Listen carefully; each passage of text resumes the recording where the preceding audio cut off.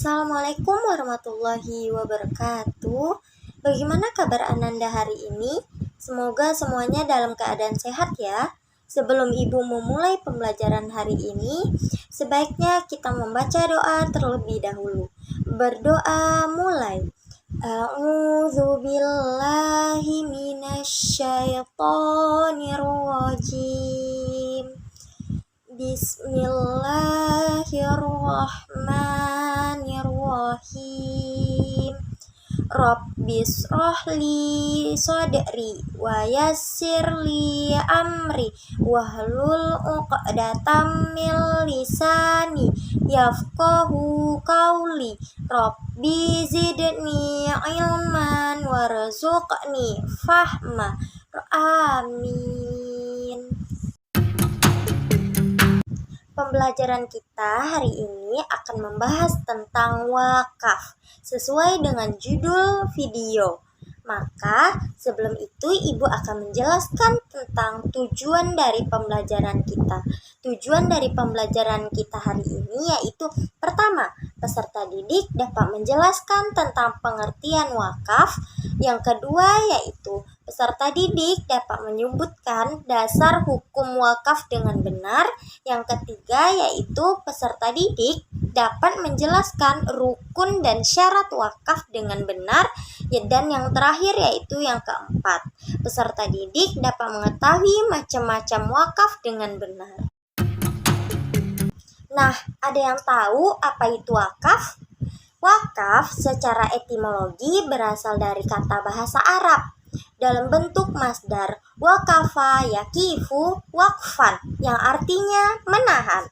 Secara terminologi, wakaf ini berarti menyerahkan manfaat sesuatu kepada orang lain untuk dimanfaatkan. Terdapat beberapa pendapat ulama tentang wakaf. Menurut Abu Hanifah, wakaf adalah menahan sesuatu milik wakif dan menyedekahkan manfaatnya dengan tujuan kebaikan. Sedangkan menurut mazhab Syafi'i dan juga mazhab Hambali, wakaf ini adalah menahan harta seseorang untuk diambil manfaatnya dengan tidak menghilangkan asalnya dengan memutus penggunaan wakif atas harta tersebut. Sedangkan menurut mazhab Maliki, wakaf ini adalah seseorang yang menahan hartanya dari penggunaan kepemilikan dan menyedekahkan manfaatnya untuk kebaikan dengan kepemilikan masih ada di tangan wakif dan dalam waktu yang ditentukan, tidak selama-lamanya. Sedangkan menurut komplikasi hukum Islam, wakaf ini adalah perbuatan hukum seseorang atau kelompok orang atau badan hukum yang memisahkan sebagian benda miliknya dengan membaginya untuk selama-lamanya guna kepentingan ibadah atau keperluan umum lainnya tersebut sesuai dengan ajaran agama Islam.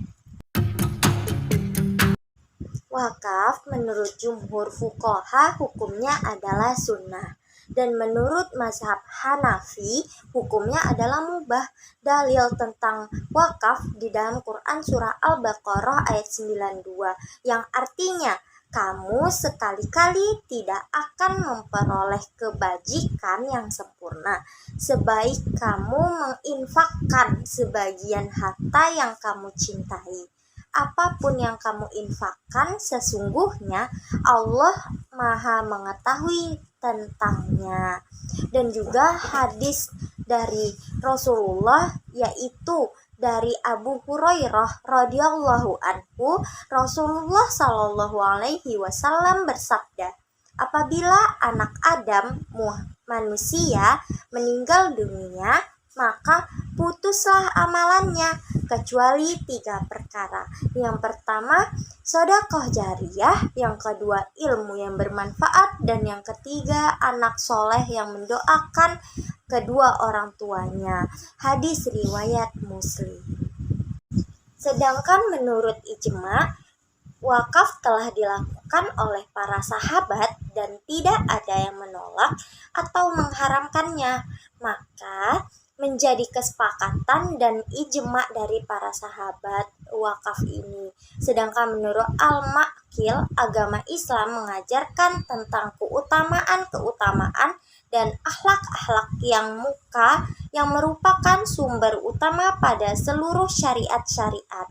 Bahwasannya Islam lahir untuk menyempurnakan akhlakul karimah kepada manusia dan memenuhi kebutuhan dalam menyempurnakan akhlak tersebut. Salah satunya adalah wakaf. Rukun wakaf terdiri menjadi 4. Yang pertama wakif, harta wakaf, maufiq alaih, dan sighah. Dan setiap rukun tersebut terbagi pula menjadi 4 masing-masing. Yang pertama syarat wakif, yaitu seorang wakif harus berstatus merdeka atau tidak budak. Kedua yaitu berakal, yang ketiga balik, dan yang terakhir rasyid atau mampu bertindak secara hukum. Yang kedua yaitu syarat mauquf atau harta yang diwakafkan. Menurut mazhab Hanafi, benda ini harus benda agar yang tetap dan tidak bisa dipindahkan.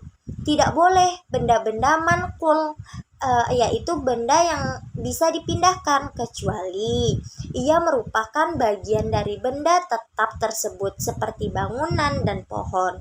Boleh benda manqul yang diperoleh oleh nas untuk diwakafkan seperti senjata, kuda perang. Dan boleh juga manqul yang sudah menjadi uruf atau mewakafkannya seperti wakaf buku ataupun mushaf. Syarat mauquf adalah harta yang diwakafkan. Menurut mazhab Maliki, syarat mauquf yaitu manqul tidak boleh di dalamnya terdapat hak orang lain. Mazhab Maliki ini membolehkan mewakafkan manfaat karena tidak diisyaratkan wakaf untuk jangka waktu selamanya. Sedangkan menurut mazhab Syafi'i dan Hambali, syarat untuk mauquf merupakan bentuk benda yang diketahui dimiliki oleh pemiliknya dan bisa dimanfaatkan secara uruf, dibolehkan untuk mengambil manfaatnya selamanya. Dibolehkan benda akor maupun maukul. Syarat yang ketiga yaitu syarat mauquf alaih, yang menerima wakaf, yaitu diperoleh untuk menerima kepemilikan baik mauquf alaih yang ditentukan maupun tidak. Mauquf alaih harus dengan tujuan untuk taat dan mendekatkan diri kepada Allah, bukan untuk maksiat harta tersebut. Syarat keempat yaitu syarat sighah atau akad, yaitu yang pertama yaitu takbid. Menurut jumhur ulama, wakaf tidak dibolehkan untuk jangka tertentu, tetapi untuk selamanya, kecuali mazhab Maliki seperti saya mewakafkan untuk jangka waktu setahun atau sebulan. Yang kedua, tanjis atau tidak diperbolehkan akad atau sighah terkait dengan syarat atau bergantung pada waktu yang akan datang. Sedangkan menurut mazhab Maliki dibolehkan melakukan taklid dalam sighah. Yang ketiga yaitu lazim, tidak diperbolehkan menurut jumhur ulama kecuali mazhab Maliki menggantungkan sighah dengan syarat khiyar, seperti mewakafkan sesuatu dengan mensyaratkan kepada dirinya atau orang lain untuk dikembalikan kapan saja.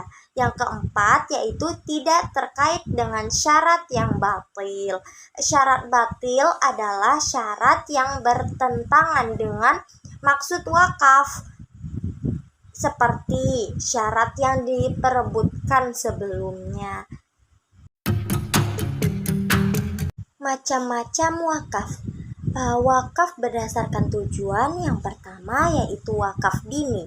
adalah wakaf mengkhususkan harta untuk tujuan ibadah, seperti wakaf pada tempat-tempat ibadah dan sholat. Yang kedua yaitu wakaf ahli, adalah wakaf yang ditujukan untuk keluarga wakif yang menerima wakaf. Wakaf ini untuk anak-anaknya, cucu-cucunya, dan kerabatnya. Yang ketiga wakaf kain, adalah wakaf yang ditujukan untuk masyarakat luas.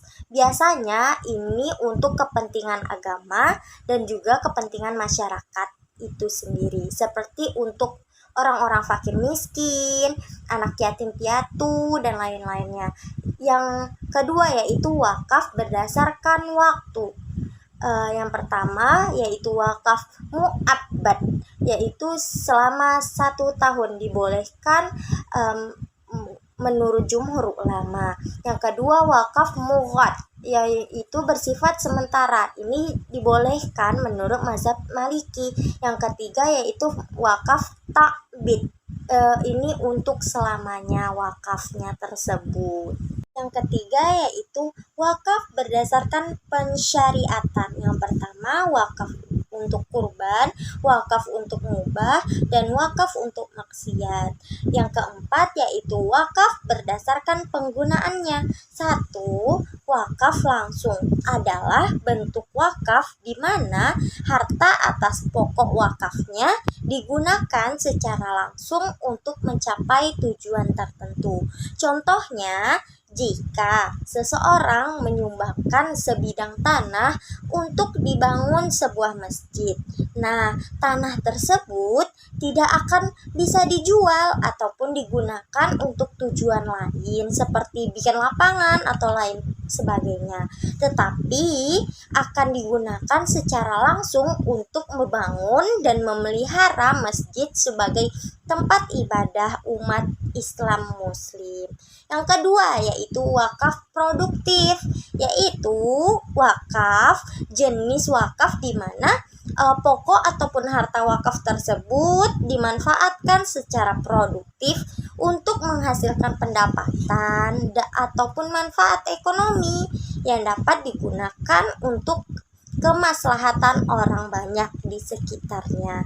Contohnya, wakaf digunakan untuk membangun gedung yang kemudian disewa, atau wakaf yang diinvestasikan dalam usaha produktif seperti pertanian, perkebunan, ataupun bisnis lainnya. Sudah paham semua untuk materi hari ini? Semoga paham ya. Jika ada yang ingin dipertanyakan, silahkan untuk tulis di kolom komentar. Ibu tunggu ya.